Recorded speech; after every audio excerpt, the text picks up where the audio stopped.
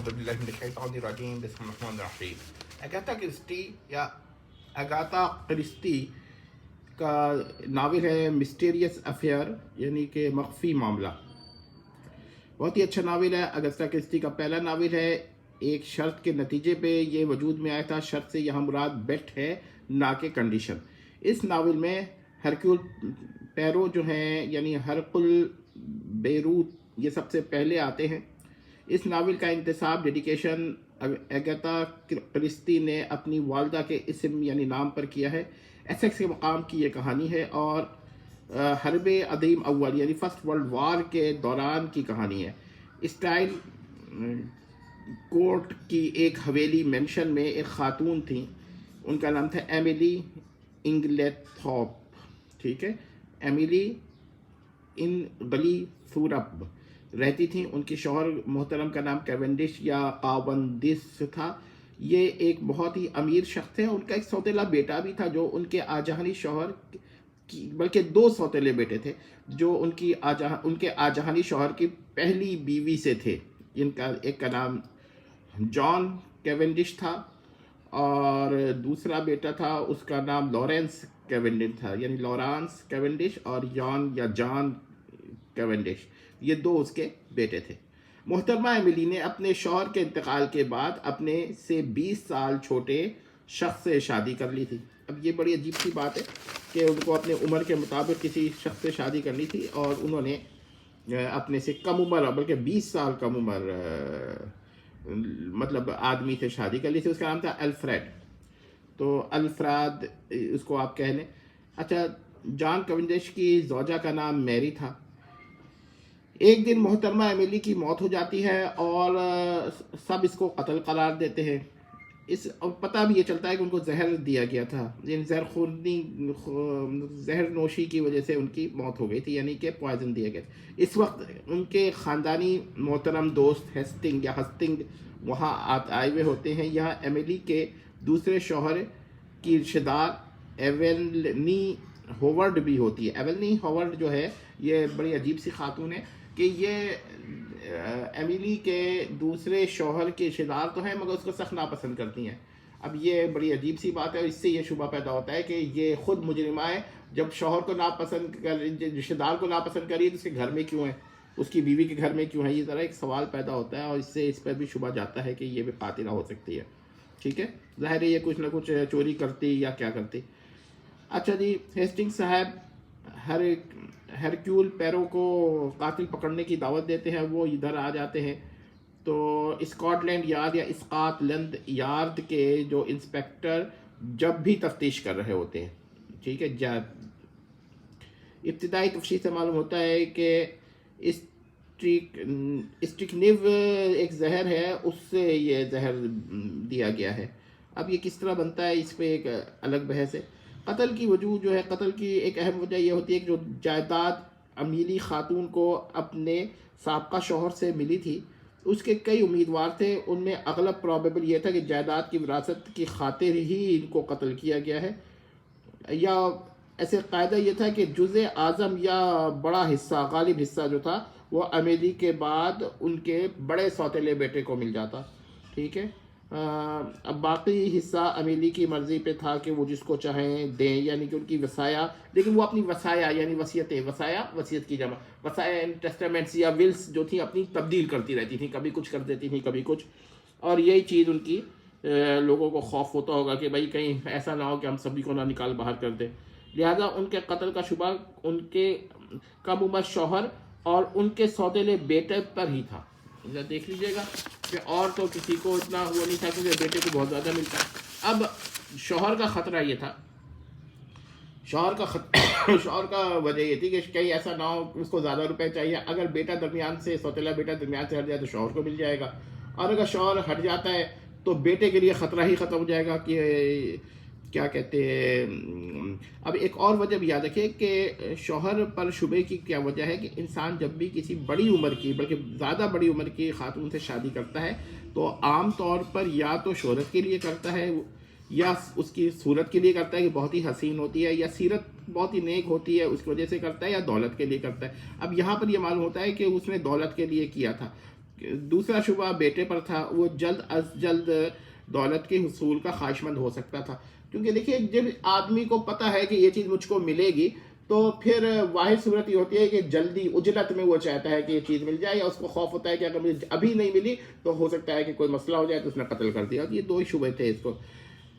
تو پیرو جو ہیں یہ تفتیش سے معلوم ہوتا ہے کہ قتل سے قبل امیلی خاتون کی تلخ کلامی ہوئی تھی، یعنی لڑائی کوئرلنگ ہوئی تھی، کوئرل کیا تھا، کسی سے تلخ کلامی کی تھا، کسی کو ڈانٹا ڈپتا تھا، ٹھیک ہے، مگر معلوم نہ ہو سکا کہ یہ کون تھا. خیال تھا کہ یا تو یہ ان کا شوہر کا، ان کے سابقہ شوہر کا بڑا بیٹا ہے، یا پھر اس کا حالیہ شوہر ہے، یعنی وہ جو شوہر مر گئے ان کا بڑے بیٹے سے یا تو لڑائی ہوئی تھی یا اس شوہر سے ہوئی تھی جو فی الحال اس کا شوہر تھا، ٹھیک ہے نا. اس کے علاوہ اور وہ ایک نئی وصیت بھی لکھانا چاہتی تھی، یعنی وصیہ وہ چینج کرنا چاہتی تھی، یہ بھی بات ان کے ذہن میں آئی تھی. اچھا جی، گھر کی تلاشی کے دوران ایک صندوق یا چھوٹے صندوق سے مصنوعی داڑھی اور مونچھ ملتی ہے جو اس کے بڑے سوتیلے بیٹے کی ہوتی ہے، مگر وہ پھر اس کے عذر پیش کرتا ہے کہ میں نے یہ اس وجہ سے رکھا ہے، اس بنیاد پر، لیکن اس پہ قوی شبہ ہو جاتا ہے. اس کے علاوہ زہر کی رسید پر بھی اس کی کے دستخط معلوم ہوتے ہیں. ایک زہر کی شیشی بھی دریافت ہوتی ہے. تو اب آپ دیکھیے، اور بلکہ ایک پنس نیز ایک قسم کے چشمہ ہوتے ہیں، وہ بھی اس لڑکے کے بارے میں معلوم ہوتا ہے. اگر غور کیجئے کہ لڑکے پہ کتنے ہیں. اس کے مقابلے میں الفرائد پر بھی شبہ ہوا تھا، لیکن پیرو نے اس کی گرفتاری کرنے سے، اس کو گرفتار کرنے سے منع کر دیا تھا، کیونکہ اس کے جو دستخط تھے وہ اس کے ثابت نہیں ہو پائے تھے. یہ غور کر لیں کہ دستخط اس کے ثابت نہیں ہو پائے، دستخط اس کے، لہٰذا وہ تو، اور اس کے علاوہ اس نے ایبیلی بھی شو کر دی تھی. ایبیلی کیا ہوتی ہے کہ وقت وقوع پر میں یہاں پر موجود ہی نہیں تھا، یعنی اگر اس نے زہر دیا ہوگا نا اپنی بیوی کو تو اس وقت وہ وہاں موجود ہوگا، وہ وہاں تھا نہیں، کسی اور شہر میں ہو، کسی اور جگہ ہو، تو پھر وہ کتنا زہر نہیں دے سکتا. یہ تو ایک بڑا ہی اہم تھا. تو اس وجہ سے اس کو انہوں نے، پیرو نے منع کر دیا کہ اس کو گرفتار نہ کیا جائے، ٹھیک ہے. یہ پھر جان جو سوتیلا بڑا بیٹا تھا اس کو بھی اس نے بری کر دیا تھا، لیکن یہ بعد میں ہوا ہے، گرفتار پہلے کیا تھا. اب کہانی کا ٹویسٹ یہ ہے کہ اب یہی بیٹا رہ جاتا ہے اور اس کے اوپر، اس کے خلاف ثبوت ہو رہے ہوتے ہیں. مزے کی بات یہ لڑکا بیرسٹر بھی ہوتا ہے، شادی شدہ بھی ہوتا ہے. اچھا جی، اس نے یہ ثابت کیا کہ قتل جو ہے الفرائد نے کیا ہے، اور جو ایولین ہوورڈ ہے یہ اس کے ساتھ جرم میں شریک تھی. اب یہ پتہ چلتا ہے کہ یہ جو خاتون تھی نا، یہ بظاہر تو اس کو برا کہتی تھی، اس کے گھر میں بھی رہتی تھا، اس سے معاشقہ بھی چل رہا تھا، ٹھیک ہے. تو یہ اس وجہ سے وہ چاہتا تھا کہ وہ امیلی کو قتل کر دے اور اس کے بعد اس سے شادی کر لے. دیکھیں کیسے دنیا میں جرم ہوتے ہیں. ایسے میں ایک بات بتاؤں کہ یہ سارے جرم کی ایک وجہ یہ ہے کہ دو شادی کی اجازت نہیں ہے. اگر دو شادی کی اجازت ہو جائے تو یہ مسائل حل ہو جاتے. انہوں نے اب کیا ہوا تھا کہ انہوں نے ایک زہر برومائڈ کو امیلی کی دوا میں ملا دیا، اور زہر کافی دن پہلے سے دیا جا رہا تھا، اور اس سے اسٹرکنین ایک بن گیا جو ایک خطرناک زہر تھا. یعنی کہ دواؤں میں ملا دیا تھا برومائڈ، تو اس سے ایک ری ایکشن ہوا ہوگا اور اس سے ایک اور زہر بن گیا ہوگا، کیونکہ ان کو حساب تھا کہ گولیاں ختم ہو جائیں گی. جب گولیاں ختم ہو رہی ہوں گی تو انہوں نے کیا کہتے ہیں، وہ چلے گئے ہوں گے شوہر موصوف، اور اس نے کھا لیا اور وہ مر گئے. اب یہاں پر 2-3 باتیں میں نے اسکپ کر دی ہیں جس کا اتنا زیادہ کہانی سے تعلق نہیں ہے. وہ یہ کہ جو لڑائی ہو رہی تھی نا، تو وہ چھوٹے بیٹے سے ہو رہی تھی، کیونکہ وہ بھی شاید کسی خاتون میں انٹرسٹ لینا رہا تھا، یا تو اس نے ڈانٹا تھا کہ دیکھو تم شادی شدہ آدمی ہو اور تم دیگر لڑکیوں میں سے معاشقہ نہ کرو. ایسے ہم پھر یہی بتاتے ہیں کہ اگر 2 شادی یا 3 شادی کی پولیجینی کی اجازت ہو تو یہ مسائل نہیں ہوں گے. بہرحال تو دیکھیے کہ وہاں پر یہ اس کو پھنسایا گیا تھا، اور بڑی خوبی سے پھنسایا گیا تھا. اور جس دن ان کو اندازہ تھا کہ آج یہ زہر اثر کرے گا ہی کرے گا، کیونکہ یہ آخری ڈوز ہے اور آخری گولی ہوگی، یا نیچے آخری دوا کا لکوڈ اگر ہو تو آخری تہہ میں تھوڑا جم جاتی ہے دوا، وہ زیادہ نکل آئے گا اور یہ مر جائے گا اور اس سے زہر کا ریئیکشن ہوگا. تو یہ اس نے کیا کہتے ہیں جان کر کیا تھا. اچھا، یہاں پر ایک بات اور بھی ہے کہ اس کے پاس ایک صندوق ہوتا ہے چھوٹا، وہ ٹوٹا ہوا پایا جاتا ہے. تو یہ کس کے پاس ہوتا ہے؟ یہ امیلی کے پاس ہوتا ہے یہ صندوق ہوتا ہے. تو اس میں بھی اصل میں اس نے ول جو تھی وہ تبدیل کر رہی تھی. اب یہاں پر ایک چھوٹا سا واقعہ جو میں نے اسکپ کر دیا.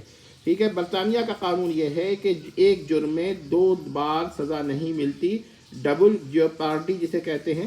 تو یہ چاہ رہا تھا کہ اس کو گرفتار کر لیا جائے, شوہر الفریڈ چاہ رہا تھا کہ اسے گرفتار کر لیا جائے اور پھر وہ یہ ثابت کر دے کہ یہ گرفتاری غلط ہوئی ہے. تو پھر وہ اگر ثابت بھی ہو جائے نا کہ اس نے جرم کیا ہے تب بھی اس کو کیا کہتے ہیں سزا نہیں ملتی, کیونکہ قاعدہ یہی ہے کہ ایک جرم پر 2 دفعہ اس پہ سزا نہیں ملتی. بہت اچھی سٹوری ہے, اور جو چیزیں ایک دو میں نے غیر ضروری سمجھ کر اسکپ کر دیا ہے کہانی میں, اس کا حاصل یہی ہے کہ لوگ کس طرح کی ٹوسٹنگ کرتے ہیں اور جرم کرتے وقت قانون کو بھی مد نظر رکھتے ہیں. مگر یہ ہے کیونکہ پیرو جو ہیں چھوٹی چھوٹی باتوں پر نظر رکھتے ہیں. اور آپ یہ بھی دیکھیے کہ پیرو نے یہ دیکھ لیا, پیرو صاحب نے یہ دیکھ لیا کہ اگر یہ گرفتار ہوتا ہے تو دوبارہ گرفتار نہیں ہو پائے گا اور یہ بچ جائے گا. ٹھیک ہے, اور میرا ایک خیال اور بھی ہے, وہ یہ ہے کہ یہ بھی بچ جاتا, ان کا سوتیلا بیٹا بھی اگر گرفتار ہوتا تو بچ جاتا. وجہ اس کی یہ ہے کہ بیرسٹر تھا, وہ بڑے چھکے پنجے لگا دیتا, بڑے بحثیں پیچیدہ بحثیں کر دیتا.